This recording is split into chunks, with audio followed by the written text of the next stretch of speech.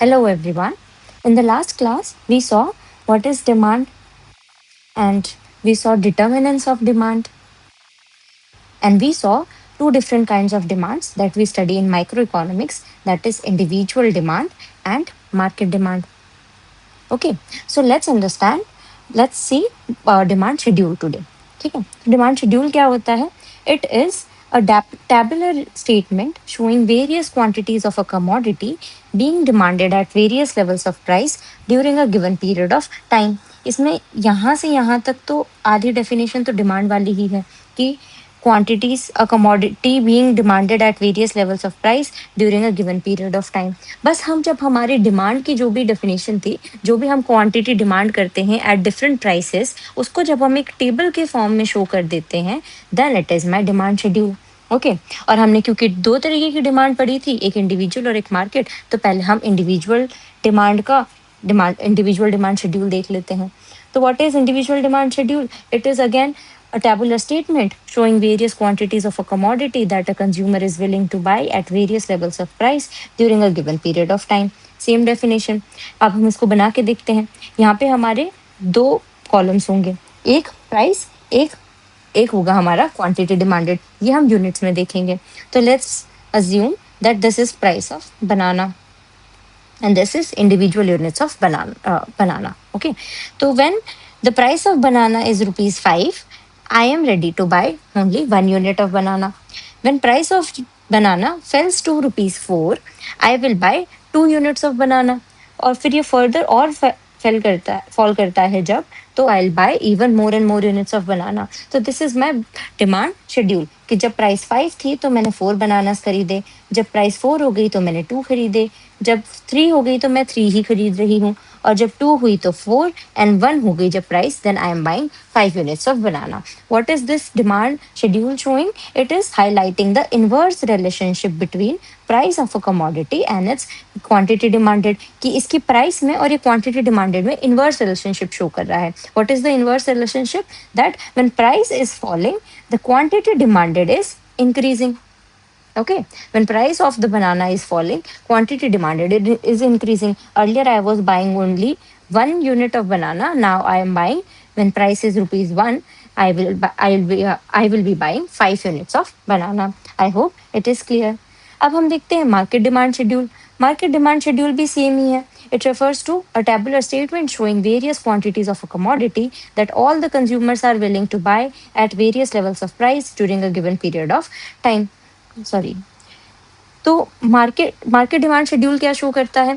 जैसे market demand क्या थी? एक कमोडिटी की demand by all the consumers. हमारे केस में बनाना है तो बनाना की demand by all the given consumers. उनके जब हम सबके डिमांड को ऐड कर लूंगी for this banana, then I will know the market demand of banana. और जब मैं उसी को एक टैबुलर फॉर्म में शो करूंगी, तो that will become my market demand schedule. It is the sum total of all individual demands at every price level. आइए इसे समझते हैं. तो ये है again, this is my price of banana. ठीक है, and this is individual demands from for banana of household A and household B. Household is simply consumers को हम हाउस होल्ड बोलते हैं. ठीक है, because they are going to consume the given commodity. And this is market demand schedule. अभी सबसे पहले हम इस वाले सेक्शन पे ध्यान नहीं देंगे, इसको एक बार छोड़ देते हैं. क्या है, अभी सिर्फ इसको इतना ही देखते हैं. तो ये हमारा इंडिविजुअल डिमांड शेड्यूल जैसा हो गया जो हमने अभी ऊपर बनाया था, कि जब प्राइस 5 थी तो I was demanding 1 unit of banana. When price fell to 4, I was demanding 2 units of banana. ऐसे ही जैसे जैसे प्राइस फॉल हुई तो मेरी यूनिट्स ऑफ डिमांड बनाना की डिमांड बढ़ गई. तो ये तो सेम टू सेम शेड्यूल है. ओके, और अब अगर हम देख लूं, ये तो मेरा शेड्यूल है. Suppose I am the person household A. अब हाउस होल्ड बी ले लेते हैं. Household B is suppose you. Okay, तो आप क्या डिमांड कर रहे हो कि when price of banana is 5, you are demanding 2 units of banana. When price of banana fell to 4, you are demanding 3 units of banana. When price of banana fall even to 3, then you are demanding 4 units of banana. और ऐसे ही ये जब 2 हुआ तो आपने 5 units demand की, और जब ये 1 हुआ तो आपने 6 units डिमांड की.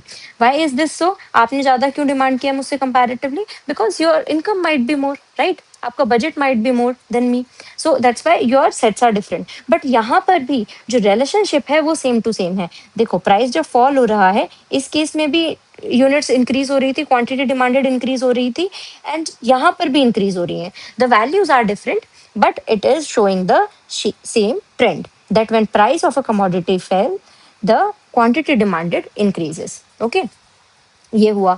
और मार्केट डिमांड कैसे करेंगे कैलकुलेट, मैंने अभी बताया सम ऑफ ऑल द डिमांड्स. जब हम मार्केट में सभी लोगों की डिमांड ऐड कर देंगे तो मुझे उस प्राइस लेवल पे मार्केट की डिमांड पता चल जाएगी. तो जब मार्केट की प्राइस 5 रुपए थी बनाना की, तो आपने खरीदे 2 बनाना, मैंने खरीदा 1 बनाना. इन टोटल हमारा मिलके कितना हुआ, 3 बनाना. तो when price was 5, the market was demanding 3 units of banana.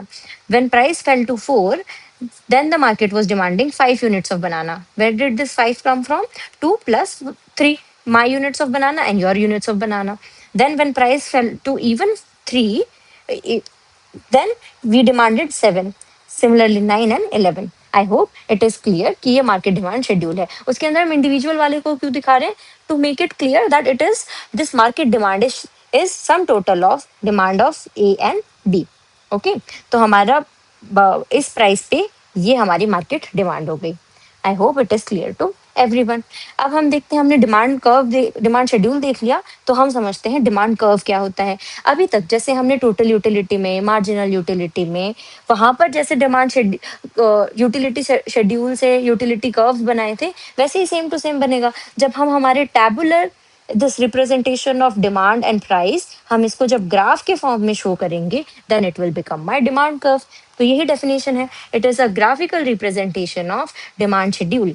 It is the locus of all the points showing various quantities of a commodity that a consumer is willing to buy at various levels of price during a given period of time, assuming no change in other factors. ये बहुत important चीज है हमारे पूरे demand curve के अंदर, ये सबसे इंपॉर्टेंट चीज है. ये इतना तो सेम टू सेम था कि हमने हमारा वही डिमांड शेड्यूल वाली डेफिनेशन को लिख दिया, बस उसको अब हम ग्राफिकल रिप्रेजेंटेशन लिख रहे हैं. वहां पे टैबुलर था, यहाँ ग्राफिकल हो गया. ओके, तो ये तो सेम चीज है, बट ये क्या एक्स्ट्रा है, assuming no change in other factors. आपको याद होगा हमने लास्ट क्लास में देखे थे कि demand and determinants, right. Determinants were what, factors affecting demand and it's determinants. तो डिटर्मिनेंट्स में क्या क्या था, price of own commodity, right. Price of own commodity, यहाँ पे हमारा बनाना है तो बनाना की खुद की price, right. Price of banana, price of related goods. Okay, related goods में हमने देखे थे complementary, supplement, substitute goods. Then income of the consumer. Okay, and what was taste and preferences and future price expectations, right. तो ये सारी चीजें भी थी. तो these were the determinants.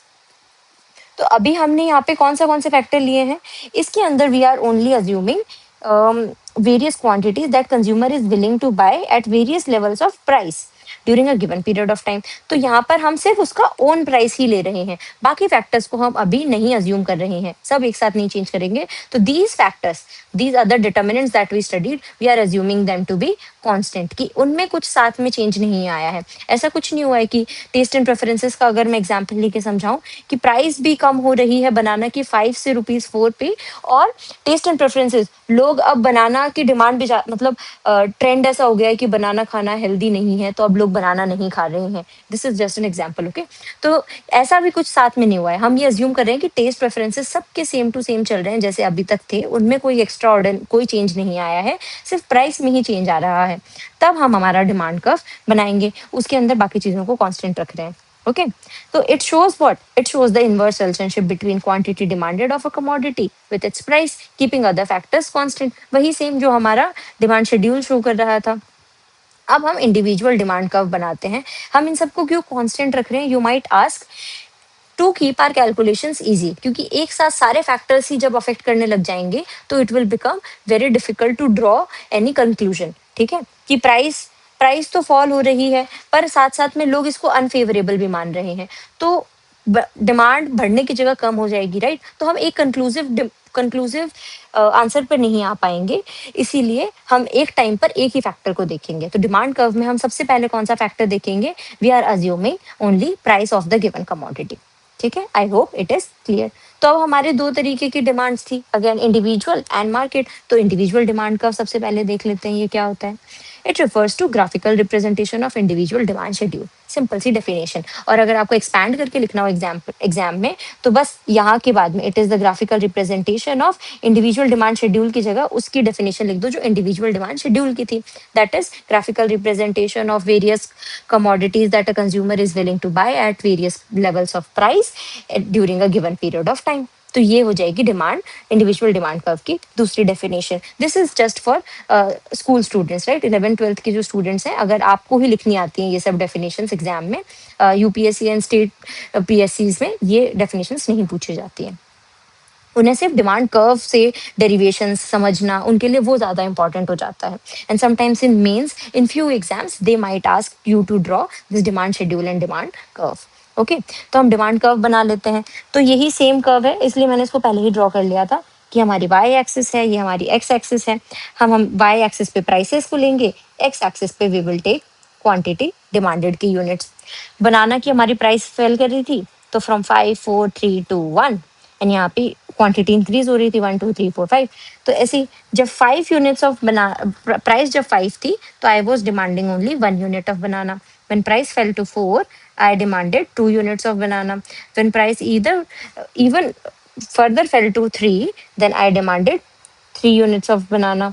Then जब 2 हो गई तो 4 एंड दिस एंड दिस। अब ये सारे पॉइंट्स मैंने यहाँ पे ड्रॉ किए, और जब इन सारे पॉइंट्स को मैं एक साथ में ऐसे जोड़ के एक लाइन बना दूंगी, so this will be my demand curve. Okay, individual demand curve, that is DD. Okay, easy था, सिंपल था सबके लिए। I hope it is clear. अब हम नेक्स्ट देखते हैं मार्केट डिमांड कर्व। तो मार्केट डिमांड कर्व वही same to same refers to graphical representation of market demand schedule. School students, इसके बाद में आप अपनी डेफिनेशन भी लिख सकते हो मार्केट डिमांड शेड्यूल की, ठीक है? तो अब हम इसका डिमांड कर्व बनाएंगे तो कैसे बनेगा?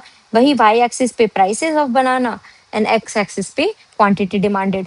तो हम इसको भी ऐसे ही बनाएंगे, मार्केट डिमांड के अंदर भी हम इन दोनों को साथ में इंडिविजुअल कर्व्स को भी बनाएंगे जो हमने इंडिविजुअल शेड्यूल में बनाए थे, राइट? ये यहाँ पे हाउस होल्ड ए का, हाउस होल्ड बी का भी बनाया था ना साथ साथ में, ताकि शो करने के लिए कि ये सम टोटल है, market demand is sum total. But later on जब हमें अच्छे से सब समझ आ जाएगा, ये हमारे लिए फ्रेश कॉन्सेप्ट्स नहीं होंगे, तब हम सीधे के सीधे मार्केट डिमांड शेड्यूल ऐसे ही बना लेंगे। We will assume, we will already know कि ये इन दोनों का सम टोटल है, राइट? तो इसलिए बार बार नहीं बनाना होगा। बट अगर एग्जाम में स्पेसिफिकली मार्केट डिमांड शेड्यूल आता है एंड मार्केट डिमांड कर्व आता है, तो you should make this individual demand schedules and individual demand curves along with it to show that it is summation of the given two. ठीक है, तो इसको हम सबसे पहले बना लिया। ये वाला तो सेम टू सेम है, 5 4 3 2 1 वाला, जो ए कंज्यूमर का था मेरा, और ये डिमांड कर्व ऑफ बी। तो वही उसके पॉइंट्स को भी हमने सिर्फ इसके ऊपर शो कर दिया है, ठीक है? अब जब मैं इन दोनों को ऐड किया तो हमारी यूनिट्स हो गई थी। When price was 5, quantity demanded of banana by the market, हम दोनों की जोड़ की कितनी हो गई थी? आई was demanding 1 and you were demanding 2 units, तो इन टोटल 3 यूनिट्स हो गए। So this is 3 unit somewhere, ऐसे ही 4 हो गया, ठीक है? तो ऐसे मैंने उसको बस पॉइंट्स को यहाँ पे लिखा है, और then I have drawn a common line. मैंने उन सबको ज्वाइन कर दिया और फिर उससे मेरा डिमांड कर्व बन गया मार्केट का। तो that is my D M. Okay, D A is household 1 का demand curve, DA and DB is your demand curve, and DM is market's demand curve। Okay, तो I hope it is clear. But हमें इसमें एक चीज अच्छा, अब हमारी कुछ ऑब्जर्वेशंस देखेंगे। अब हमने डिमांड कर्व तो सीख लिया क्या होते हैं, इंडिविजुअल का भी सीख लिया, मार्केट का भी सीख लिया। तो माइक्रो इकोनॉमिक्स में तो 2 ही पढ़ने होते हैं, तो हमारे दोनों हो गए। अब देखते हैं क्या है। Why demand curve is downward sloping? It is downward sloping because, like any other curve we have read so far, that PPC, that marginal utility, and these demand curves, sorry, ये सारे curves भी, ये भी जब downward sloping थे तो क्या reason था कि जो एक्स एक्सिस और वाई एक्सिस की चीजें हैं उसमें इनवर्स रिलेशनशिप था। कि जब सपोज हमारे, हाँ, पीपीसी वाले के टाइम पे भी वो भी एक डाउनवर्ड स्लोपिंग कर्व था, राइट? ऐसा कुछ था, वो उसका भी कर्व नीचे की तरफ जा रहा था। तो उसमें क्या हो रहा था, यहाँ पे कमोडिटी वाई थी, कमोडिटी एक्स थी, तो in order to gain more of commodity X I had to sacrifice commodity Y. तो यहाँ पे हमारी वाई एक्सिस पे कौन है? प्राइस, और यहाँ पे एक्स एक्सिस पे कौन है? Quantity demanded. तो जब क्वांटिटी डिमांडेड इंक्रीज कब हो रही है? जब प्राइस फेल कर रहा है। तो ये भी समहाउ सिमिलर रिलेशनशिप है, नेगेटिव रिलेशन है। तो यही बात है, it shows inverse relationship between price of a commodity and quantity demanded. क्योंकि प्राइस जब फॉल कर रहा है तो क्वांटिटी डिमांड इंक्रीज हो रहा है, तो एक का कम होना, एक का ज्यादा होना, इसीलिए ये डाउनवर्ड स्लोपिंग है। Then why market demand curve is flatter than individual demand curves. ठीक है, यहाँ पे भी हम देखते हैं ये थोड़ा स्टीप है, डी ए वाला हमारा इंडिविजुअल डिमांड कर्व, डीबी भी कंपैरेटिवली स्टीप है, बट ये तो फ्लैट होता जा रहा है, राइट, डीएम। तो why is it flat? Because it is flat because as price changes, proportionate change in market demand is more than proportionate change in individual demand। ये क्या कह रहा है कि जब प्राइस बदलती है तो प्रोपोर्शनेट चेंज, ठीक है, proportion to price proportion to the quantity demanded, इसके अंदर जो चेंज होता है वो मार्केट डिमांड में is more than the individual demand. ऐसा क्यों है? क्योंकि it is summation of individual demand. देखो हम यहाँ से समझते हैं, हमारे शेड्यूल से अच्छे से समझ आएगा। सी, जब यहाँ पर प्राइस इंडिविजुअल डिमांड कर्व में क्या हो रहा था, जब प्राइस फॉल हो रही थी 1, ठीक है, प्राइस कितने से फॉल हुई? 1 से। 5 में से 4 माइनस किया, 1 आ गया। ठीक है, जब प्राइस फॉल हुई थी 1 से, तो इंडिविजुअल डिमांड का डिमांड कितनी इंक्रीज हुई थी क्वांटिटी की? ये भी 1 से ही हुई थी, 2 माइनस 1 1।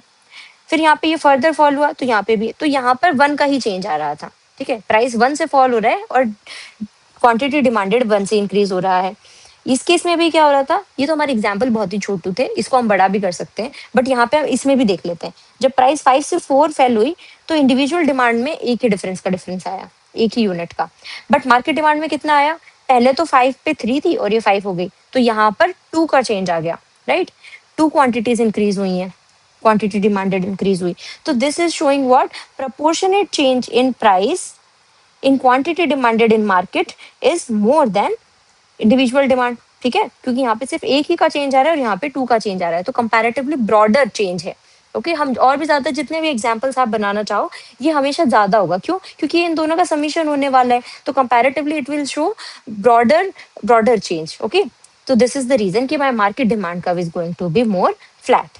ठीक है, ये भी हमें समझ आ गया। अब हम देखते हैं लास्ट कॉन्सेप्ट आज के लिए, स्लोप ऑफ डिमांड कर्व। हमने डिमांड कर्व बना लिया, ये डाउनवर्ड स्लोपिंग है, ये समझ में आ गया। अब इसका स्लोप हम कैसे कैलकुलेट करेंगे कि इस स्लोप में ये और ये स्लोप कितना बना, ये हम कैसे कैलकुलेट करेंगे? Easy, it is defined as the change in the variable on y-axis divided by change in the variable on x-axis. Therefore, slope of demand curve will be change in price upon change in quantity demanded.